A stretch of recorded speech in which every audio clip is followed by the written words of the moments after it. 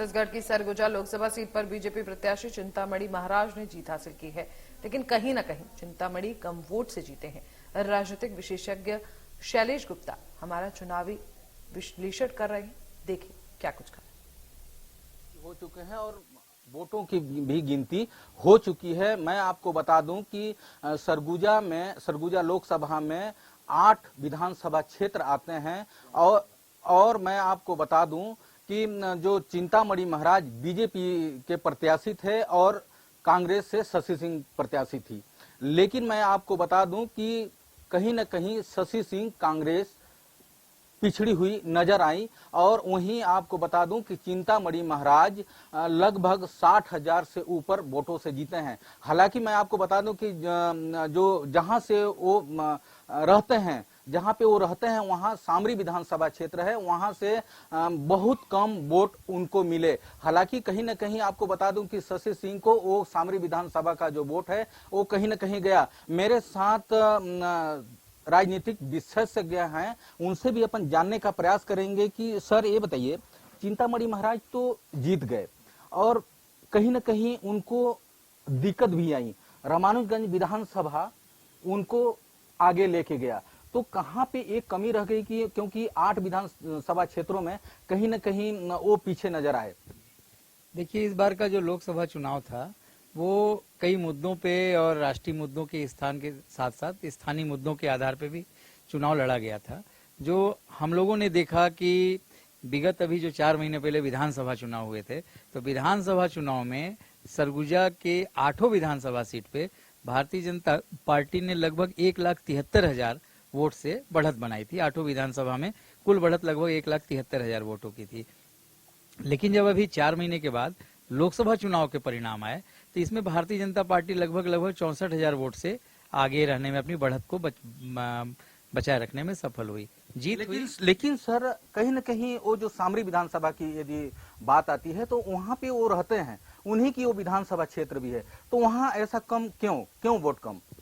देखिए, पिछली बार हम लोग सामरी विधानसभा से विधानसभा चुनाव में लगभग 13,943 वोट से भारतीय जनता पार्टी के विधायक जीते थे और इस बार लगभग 1,300 मतों से हम लोकसभा चुनाव में वहां पिछड़ गए। इसमें देखिए कई सारे मुद्दे चले। एक तो कांग्रेस पार्टी के जो उम्मीदवार थे, लोकसभा की उम्मीदवार जो थी, वो एक नया चेहरा था और राजनीति में नए चेहरों की थोड़ी सी कदर कभी कभी ज्यादा होती है।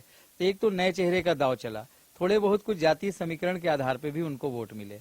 और सबसे बड़ी बात रही कि कांग्रेस ने जो न्याय यात्रा के निकाला और उस दौरान जो अभी चुनाव के दौरान कांग्रेस के कार्यकर्ताओं ने घर घर जाकर महिलाओं से 8500 रुपया फटाफट खटाखट उनके खाते में जाएगा ऐसा फॉर्म भरवाया।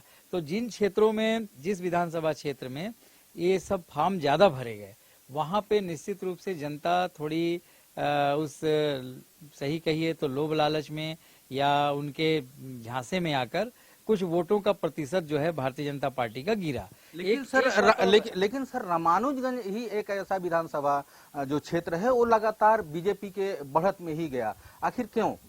देखिए, विधानसभा क्षेत्र की अगर बात करें तो हम विधानसभा चुनाव में जितनी बढ़त से चुनाव जीते थे, भारतीय जनता पार्टी के जो जीत का ग्राफ था, अभी लोकसभा चुनाव में वो और बढ़ गया। विधानसभा में ये सीट जो है, विधानसभा रामानुजगंज की जो सीट थी, इसे रामविचार नेताम जी ने लगभग 30,000 वोट से जीता था। अभी चिंतामणि महाराज को लोकसभा में इस क्षेत्र से लगभग आपका 40,000 से अधिक वोट की बढ़त मिली है।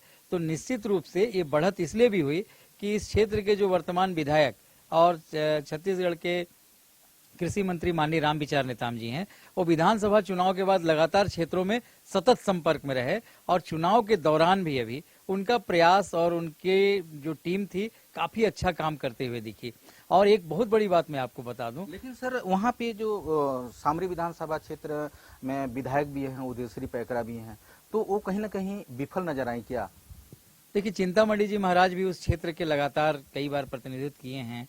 उन्होंने भारतीय जनता पार्टी से ही प्रतिनिधित्व किया, फिर कांग्रेस से किया, फिर भाजपा से किया। तो थोड़ी बहुत कुछ लोगों में आपसी हो सकता है कि जनता के बीच में एक नए चेहरे कांग्रेस को लोगों ने कुछ हो सकता है इनकी तुलना में ज्यादा अच्छा पाया हो, लेकिन चिंतामणि जी महाराज एक अच्छे प्रत्याशी थे और उन्होंने जीत हासिल की।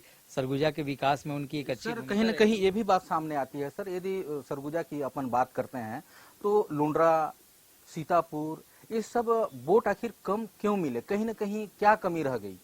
देखिए, लुंड्रा, सीतापुर और सामरी 3 क्षेत्र में अभी विधानसभा चुनाव की बढ़त के बजाय अभी लोकसभा चुनाव में हम लोगों ने या ये कहें कि ये पाया कि इसमें तीनों में भारतीय जनता पार्टी पिछड़ गई।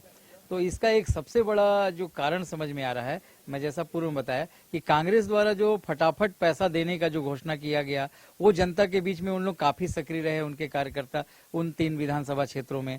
दूसरी बात ये रही कि कांग्रेस ने कई फर्जी अफवाह उड़ाए कि संविधान बदल देंगे, फिर जो है ये आरक्षण खत्म कर देंगे। तो थोड़ा सा जनमानस जो है इन चीजों से भ्रमित होता है। सर, ये भी तो बात सामने आ रही है सर कि कहीं कोस में लगाम तो नहीं लग गई थी कांग्रेस का, नहीं तो कांग्रेस जीत सकती थी। देखिए, कांग्रेस के लोग तो मतलब पूरा अपने आप को जीता हुआ ही मान के चल रहे थे, लेकिन इस क्षेत्र की जनता या लोगों ने भारतीय जनता पार्टी पे भरोसा किया। और मैं सबसे बड़ा बात, इस पूरे सरगुजा लोकसभा सीट में पूरे जितने कार्य हुए उसमें माननीय रामविचार नेताम जी का जो कार्य रहा वो काफी अच्छा रहा और जनता से निरंतर संपर्क का उनको लाभ मिला, न सिर्फ अपने विधानसभा क्षेत्र में। सर, एक बात और सामने आ रही है सर, आपका शकुंतला सिंह भी पोरते हैं, प्रतापपुर विधानसभा के वो विधायक भी हैं, आखिर वहाँ क्या कमी रह गई सर? नहीं, प्रतापपुर विधानसभा क्षेत्र में भी भारतीय जनता पार्टी को अच्छा वोट मिला है। थोड़ा सा दुर्भाग्य रहा कि लगभग 700 वोटों का एक अंतर रहा जो पिछड़ गए, लेकिन थोड़ा सक्रियता में कमी नहीं रही। लेकिन कुछ जो है कांग्रेस के कार्यकर्ता और कुछ नए प्रत्याशी का दाव, कुछ जातिगत समीकरण, कुछ जो है ये कुछ ज्यादा वहां हो सकता है प्रभावी रहा होगा। इस वजह से थोड़ा वहां से आप मानते हैं सर कि कहीं न कहीं कमी हुई है? देखिए, क्या होता है कि लगभग 400 सीट की पूरी हवा चल रही थी पूरे देश में और लगभग हर सीट को लोग